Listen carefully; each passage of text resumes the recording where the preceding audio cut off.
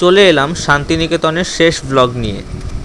আমাদের শান্তিনিকেতন ট্যুরটা ছিল মাত্র দুদিনের, আর এই মাত্র দুদিনেই আমরা প্রচুর মজা করে নিয়েছি।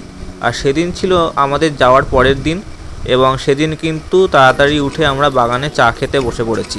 আর তারপর আমাদের ব্রেকফাস্ট দিয়ে দিয়েছিল কড়াইশুঁটির কচুরি, ছোলার ডালার বোঁদে। আর তারপর আমরা বেরিয়ে পড়েছিলাম কোপাই নদীর উদ্দেশ্যে। আমাদের ছোট নদী চলে আঁকে বাঁকে, বৈশাখ মাসে তার হাঁটু জল থাকে। এই যে কবিতাটি রবীন্দ্রনাথ ঠাকুরের লেখা, এই কবিতাটি কিন্তু কোপাই নদীকে নিয়েই লেখা। আর এখানে কিন্তু আমরা খেয়েছিলাম শান্তিনিকেতনের দই আর রাবড়ি।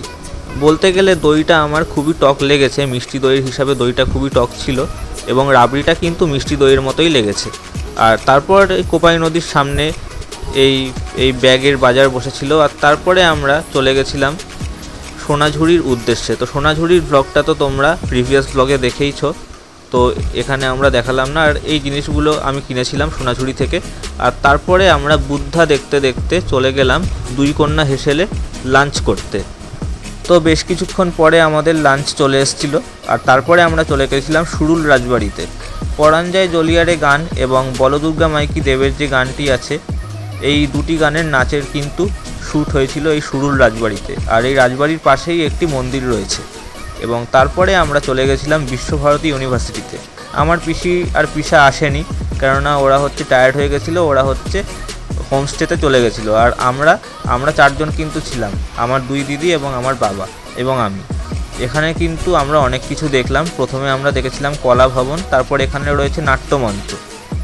আর বিশ্বভারতীতে যেহেতু নোবেল চুরির পথে ঢুকতে দেয় না, তাই আমরা ভেতরে ঢুকতে পারিনি। আমরা বাইরে দিয়ে হাঁটছি, এবং বাইরে দিয়ে হাঁটতে হাঁটতে সত্যি বলতে ওই জায়গাটা আমার পুরো শান্তিনিকেতনের মধ্যে সবচেয়ে শান্তিপূর্ণ জায়গা বলে কিন্তু মনে হয়েছে। মানে এতটা নিস্তব্ধতা এবং এতটা শান্তিময় জায়গা কিন্তু ওই বিশ্বভারতীর ওই রাস্তাটার মধ্যে দিয়েই আমি ফিল করছিলাম। আর এখানে আমরা দেখলাম ছাতিমতলায় ছাতিম গাছের নিচে কিন্তু রবীন্দ্রনাথ ঠাকুর পড়াতেন এবং নিজেও পড়াশোনা করেছেন।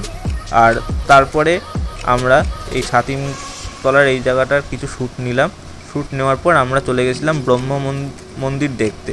এটাই ছিল আমাদের লাস্ট বিশ্বভারতীর স্টপেজ। এখানে যে জিনিসটা দেখা সেটা হলো এই ব্রহ্ম মন্দির, এটা আমরা লাস্ট দেখলাম। আর তারপর আমরা হোমস্টেতে গিয়ে বনফায়ারের অ্যারেঞ্জমেন্ট করেছিলাম। মানে আমরা করিনি, আমরা অ্যারেঞ্জমেন্ট করতে বলেছিলাম। তো এখানে আমরা বনফায়ারের সামনে বসেছিলাম আমরা সবাই মিলে, বেশ ভালোই লাগছিল। আর আমরা খেয়েছিলাম ভেজিটেবিল চপ কাবাব।